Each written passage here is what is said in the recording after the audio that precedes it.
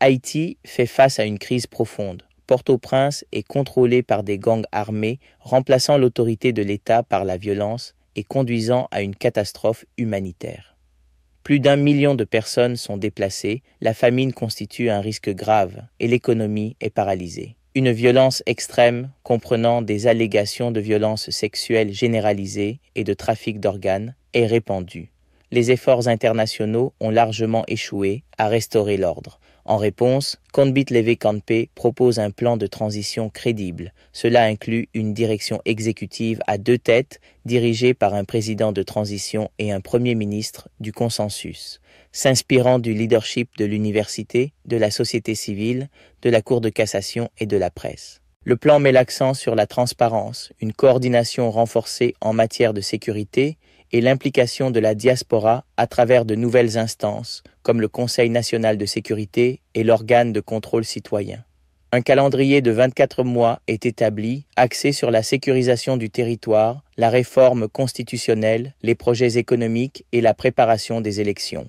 Cette stratégie globale vise à restaurer la stabilité et à reconstruire Haïti à travers des rôles clairs comme la responsabilité et la participation citoyenne. Salutations, je suis Samuel. Je serai votre guide pour explorer ce plan révolutionnaire qui met l'accent sur la transparence, une meilleure coordination de la sécurité et l'implication de la diaspora par le biais de nouvelles instances comme le Conseil national de sécurité et l'organisme de contrôle citoyen. Contrôle des gangs. Les gangs armés ont pris le contrôle quasi total de Port-au-Prince, établissant des formes parallèles de gouvernance en remplaçant l'autorité légitime de l'État par la violence. Ce contrôle s'est étendu au-delà de la capitale, créant de vastes zones où les services publics sont inexistants. Catastrophe humanitaire, déplacements massifs, 1,3 million de personnes sont déplacées à l'intérieur du pays, dont la moitié sont des enfants. Des incidents récents, comme l'attaque du 22 juin à La Chapelle, soulignent la persistance de ces déplacements. Violence extrême. Plus de 4000 homicides intentionnels ont été signalés, dont un nombre significatif de femmes et de mineurs. La violence se caractérise par des agressions sexuelles généralisées, de l'exploitation et des allégations glaçantes de trafic d'organes.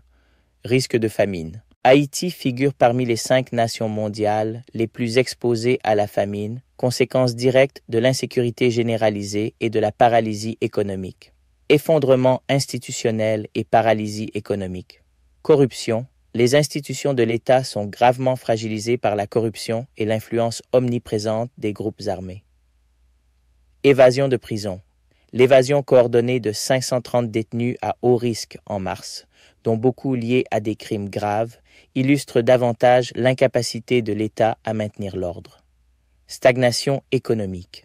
Le commerce légal est étouffé, le terminal portuaire est à l'arrêt, et des biens essentiels comme le riz et le carburant connaissent des hausses de prix drastiques en raison du contrôle des routes commerciales par des gangs. Efforts internationaux et leurs limites. Mission inefficace. Les efforts internationaux pour stabiliser Haïti se sont avérés largement inefficaces. La mission de soutien à la sécurité multinationale, MSSM, malgré son déploiement, a du mal à restaurer l'autorité de l'État et serait sous-financé et sous-effectif.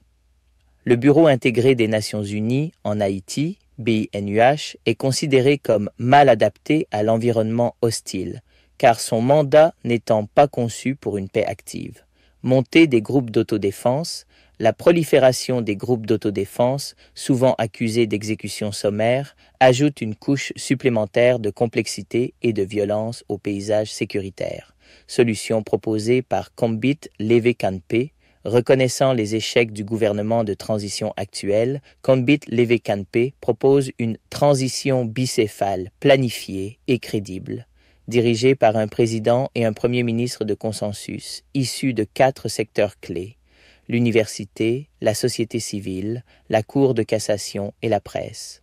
Les éléments clés du plan comprennent une structure de gouvernance solide, rôle clairement défini pour l'exécutif, ainsi que des organes de supervision et de collaboration comme le Conseil national de sécurité et l'organisme de contrôle citoyen avec un pouvoir de veto suspensif. Transparence et responsabilité accrue, une plateforme de gouvernance numérique pour des informations en temps réel, des audits indépendants et des indicateurs de performance mesurables. Meilleure coordination de la sécurité, un centre de commandement unifié avec une technologie avancée et des liens directs avec les comités de sécurité locaux. Engagement stratégique de la diaspora, création d'un fonds d'investissement de la diaspora pour mobiliser des ressources en vue de la relance économique. Calendrier par phase, 24 mois. Un plan structuré pour la sécurité territoriale, la réforme constitutionnelle, le développement économique et, en fin de compte, des élections générales et le transfert du pouvoir. Ce plan global met l'accent sur la collaboration, la transparence et la participation citoyenne pour relever les défis profonds d'Haïti et tracer une voie vers la stabilité et la relance. Veuillez contacter Conbit Leve Canpe pour obtenir une copie détaillée du plan à l'adresse suivante combitlevecanpe@gmail.com. Samuel Moreau, porte-parole Conbit Leve Canpe avec foi et solidarité. Merci de votre écoute, de votre visionnage et de votre partage.